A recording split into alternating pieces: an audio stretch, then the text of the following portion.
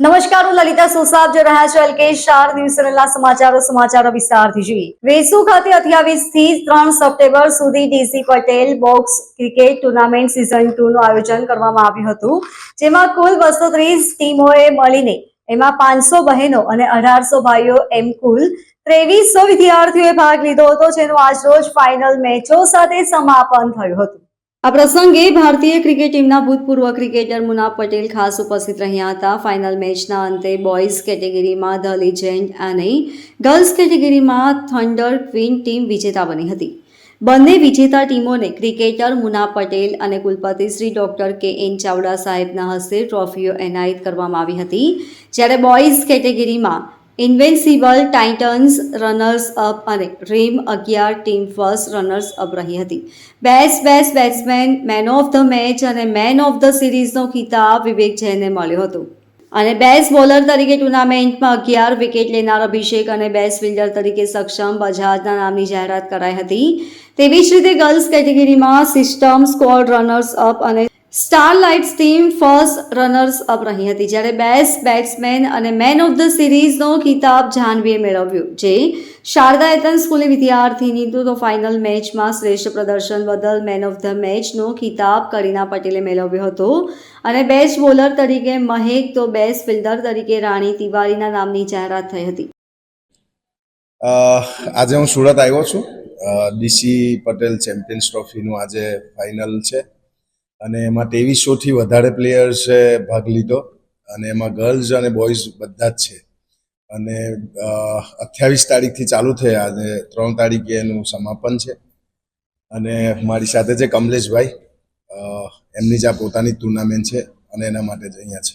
Basically sir, આ વસ્તુ શું છે કે હું કદાચ મારા પોતાના સન માટે વાત કરું તો મારે એને સ્પોર્ટ્સ પર્સન ના બને તો ચાલે, પણ સ્પોર્ટ્સ રમવો જરૂરી છે.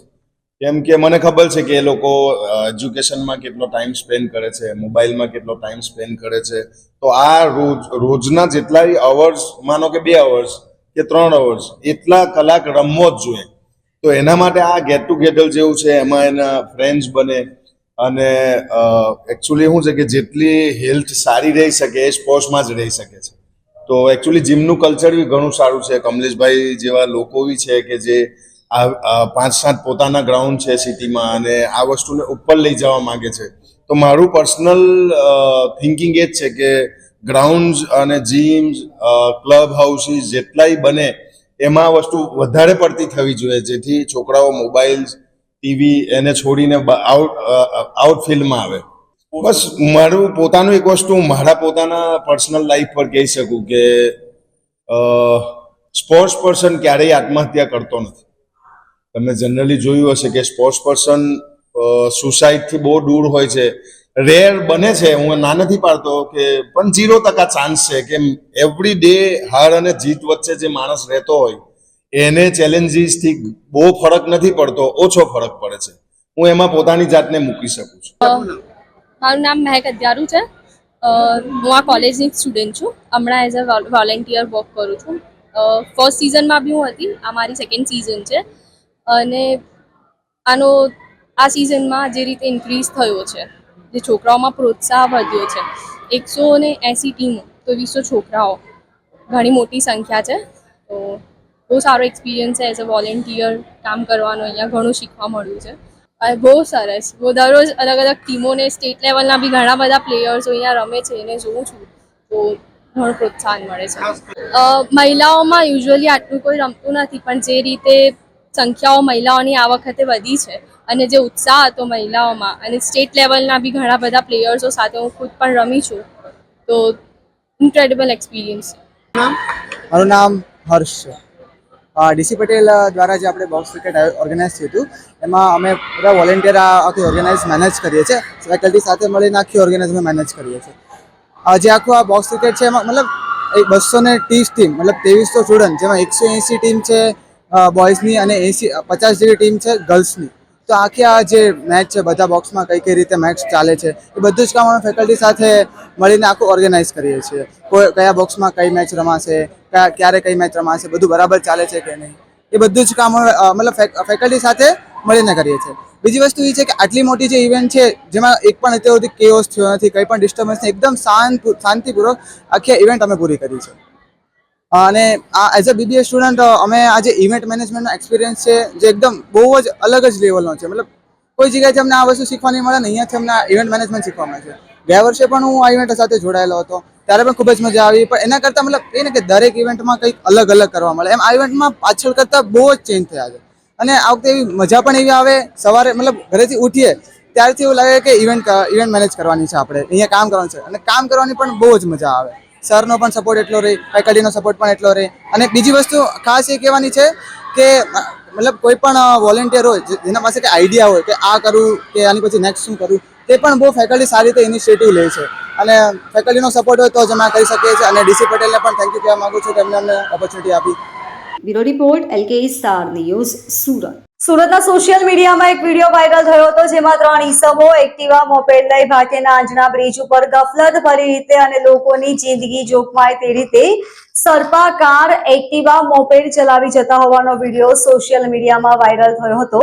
વિડીયોમાં દેખાતા ઈસમોને શોધી કાઢવા સારું જરૂરી સૂચના આપી હતી, જેના આધારે સ્લાબતપુરા પોલીસ સ્ટેશન સર્વેલન્સ સ્ટાફના પોલીસ માણસોએ વિડીયોના આધારે આરોપીની શોધખોળ હાથ ધરી હતી.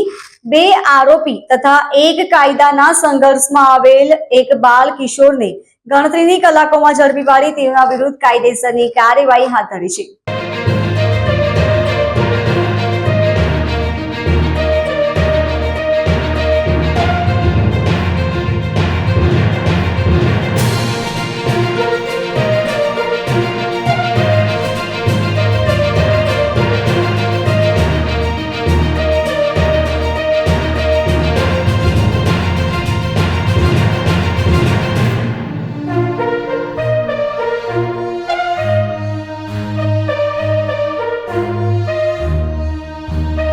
Bureau report LK star news Surat.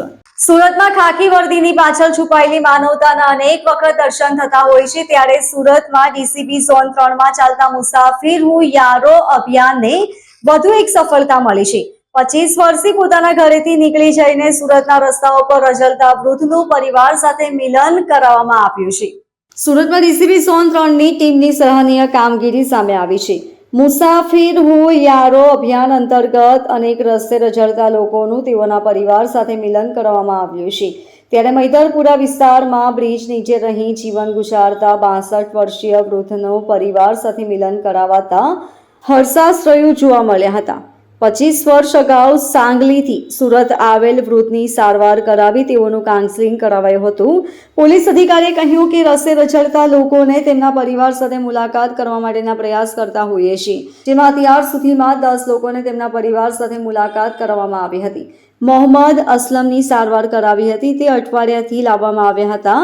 તે સાંગલીથી સુરતમાં 25 વર્ષથી રસ્તા પર જીવન ગુજારતા હતા, જેથી અમે ટીમો કામે લગાવી અમને માત્ર તે સાંગલી ન હોવાની જાણ થતાં બસના ડ્રાઈવરોને ફોટો આપ્યો હતો. બાદમાં તેમના પરિવારના સભ્યોને જાણ થઈ હતી.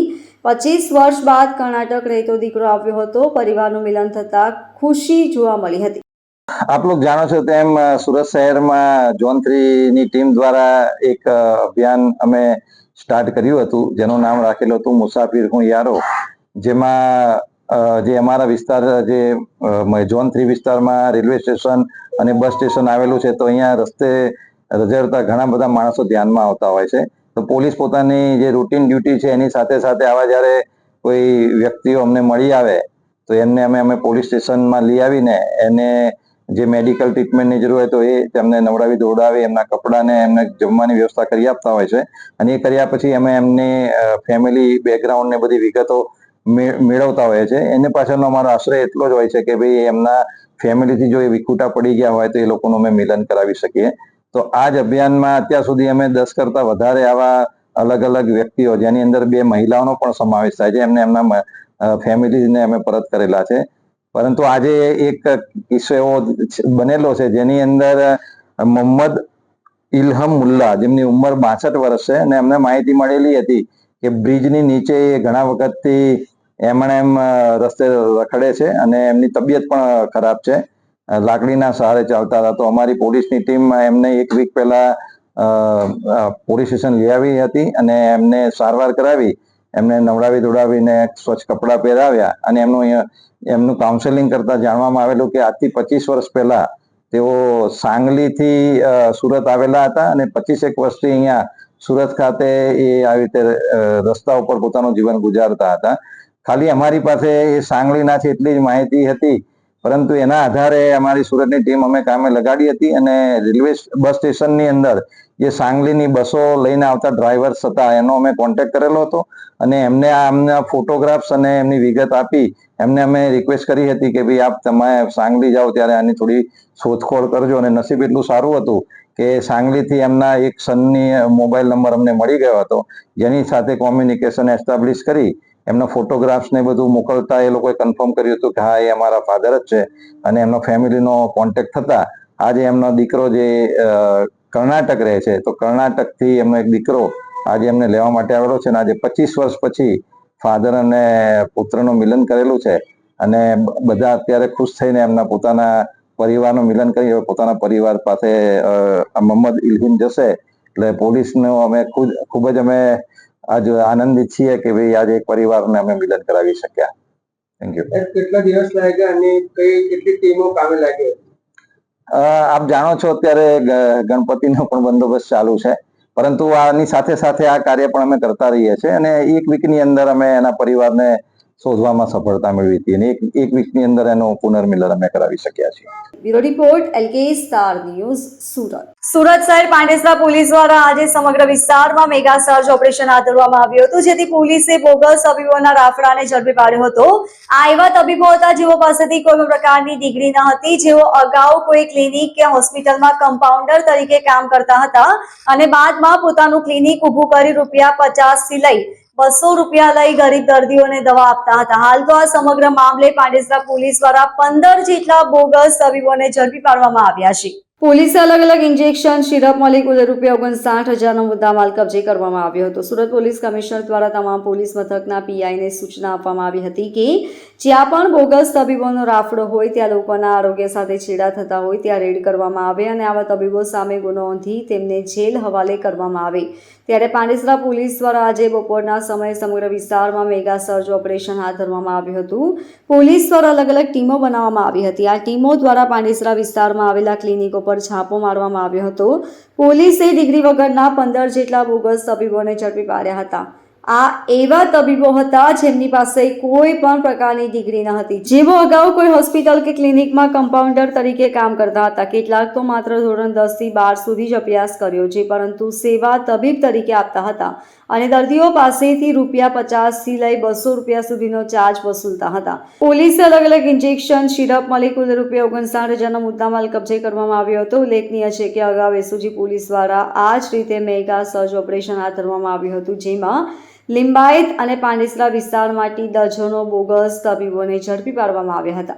સુરત શહેરમાં મહેરબાન પોલીસ કમિશનર સાહેબને કેટલીક બાતમી હકીકત અને ઇન્ફોર્મેશન મળેલ કે સુરતમાં છૂટાછવાયા ગેરકાયદેસર ડોક્ટરો પોતાની હાટડી ખોલીને પ્રેક્ટિસ કરે છે, જેના ભાગરૂપે સાહેબે સૂચના આપતા સેક્ટર 2 સાહેબ અને ઝોન 4 શ્રી વિજય ગુર્જર સાહેબના માર્ગદર્શન હેઠળ અમો તથા પાંડેસરા ટીમે બમરોલી રોડ પર તથા વડોદ ગામમાં સર્વે કરેલ, જેમાં કેટલાક તબીબો નકલી હોવાનું તથા પોતે અગાઉ કોઈ પ્રેક્ટિશનર ડોક્ટરને ત્યાં પ્રેક્ટિસ કરી હોય અને પટાવાળા તરીકે કામ કરેલો હોય અને કામ કર્યા બાદ પોતાનું ક્લિનિક ખોલીને બેસી ગયેલાની હકીકત જણાવેલી, જે વેરીફાઈ કરતા SMCની ટીમ સાથે રાખી અને ડોક્ટરોને વેરીફાઈ કરતા 15 ડોક્ટર ખોટા હોવાનું પ્રાથમિક રીતે મળી આવે.